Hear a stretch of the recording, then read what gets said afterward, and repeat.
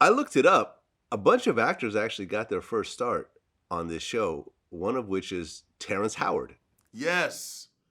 Yes, man. Terrence, I love Terrence, man. Terrence to this day, whenever he sees me, man, he reminds me of how I treated him when he came on set. He said, "Man, you treated me like a star from day one, man." I said, "Man, I mean, that's who you are." You could look at him back then, and you knew, man, and the way he carried himself, man, and he was just such a real brother, you know.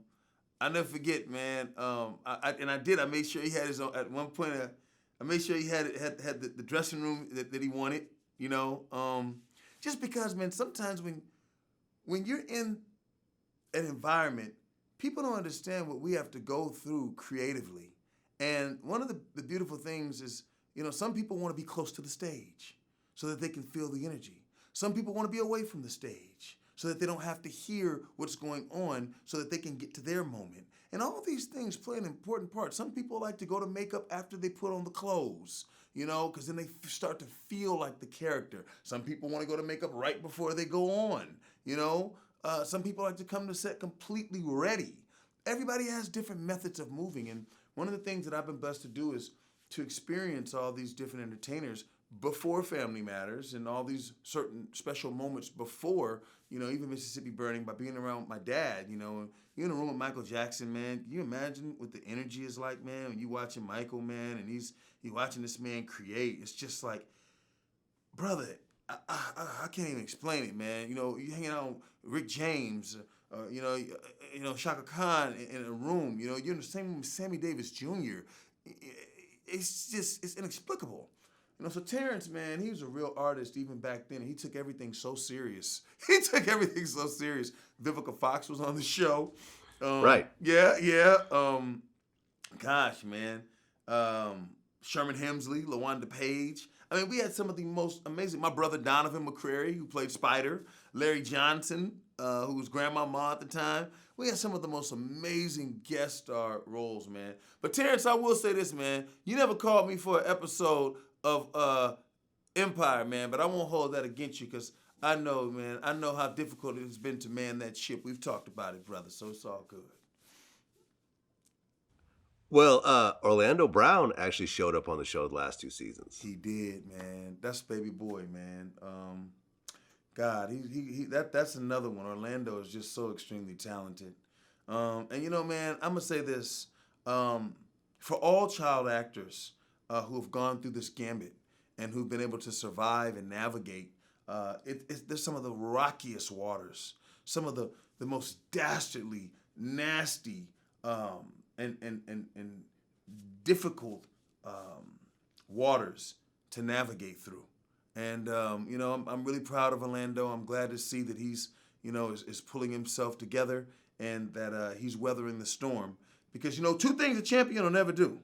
A champion will never get tired. A champion ain't gonna never quit.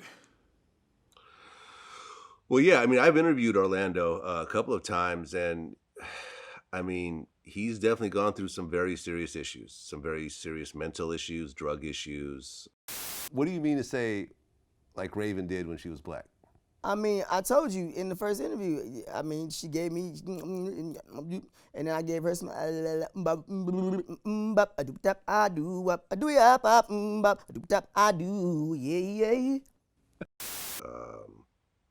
Legal issues, the whole gamut, really. I don't know quite where he is right now. I mean, he kind of went off the deep end at one point and said a bunch of crazy stuff about us, and then he DM'd me and apologized. And I mean, I'm not quite sure where he is, but it's sad to see someone who had so much potential and was in so many really cool projects to be where he is right now. Yeah, well, he's got some great music. Vlad, unfortunately, man, people learn after a certain point in time that this business has so little to do with your talent and so much to do with what you do with your talent.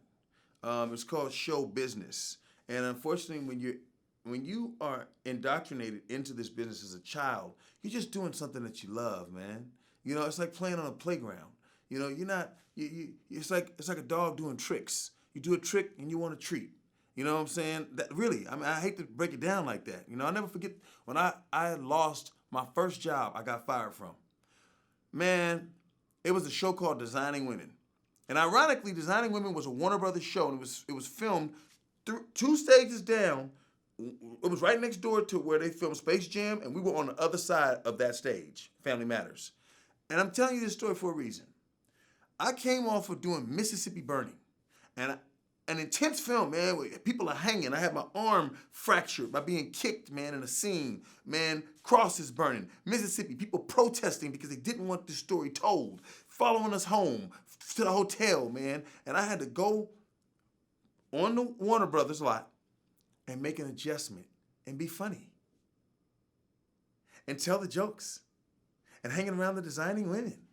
Meshack Taylor and Delta Burke and all these beautiful women, Annie Potts and all these amazing people. I'm walking around the set now. I'm inside of a sound stage. We're outside in the mud, man, fire burning. I'm taking my daddy down from a tree, right? And I have to be funny. The director never once took the time to spend a moment with me to say, listen, man, I need you to talk loud. I need you to be happy. I'm shell-shocked, man. I really honestly needed some therapy after this, low-key. But back then, we didn't have bipolar disorder. We wasn't diagnosed with nothing. It would just get your ass back out there, boy. You wasn't never go, right? You know, you was just a bad kid, right? If you had certain issues. It wasn't none of this. Man, they fired me. And you know who they replaced me with? This is the game we in. They replaced me with Shavar Ross, who ended up playing Weasel on the show years later, who was on Different Strokes for years as Dudley, right? Who had done that type of acting. But nobody took the time with me, man. Now, my mama, once again, Miss Shay, I love you. She's so cold, man. She came into the dressing room. She said, come on, baby, get your things. We're going home. I said, oh, we going home? She said, yeah. I said, okay, what time do we come back? She said, we're not coming back, baby. They're letting us go. And she let me feel that moment. Now, luckily, I had the kind of love around me coming up, you know, in the family that I did, and it wasn't like I was the breadwinner for the family. We didn't need this job. I had the kind of mama who would allow me to experience this pain, to become the man that she knew I would have to be. You know, everybody comes up in different environments. You know, I'm gonna be real honest, man. You know, Orlando had a single parent mother. You know, he came up without a father, man. You know, so I'm not making excuses for anybody, but all of these things play a factor. You know, Brighton McClure on the other side, I call him the Emmy winner. That's Lil Richie. You know, Brighton had his mother and his father. You know, and it's difficult, man. Sometimes you get caught up in the intoxication of so-called success. So, you know, you just got to remember, man, it's all a blessing. And we're going to pray for Orlando and pray that he will continue to stay on the right track, man. And, you know, everybody isn't able to have these relationships with outlets, with press outlets like this, man. I mean, like, you know, you and I, we got on the phone and we talked before, man, and it's all cool, man. You know what I'm saying? I mean, it's love, you know? I mean, but sometimes we feel attacked as well, you know? And you know, bottom line is, man, this is how we feed our families.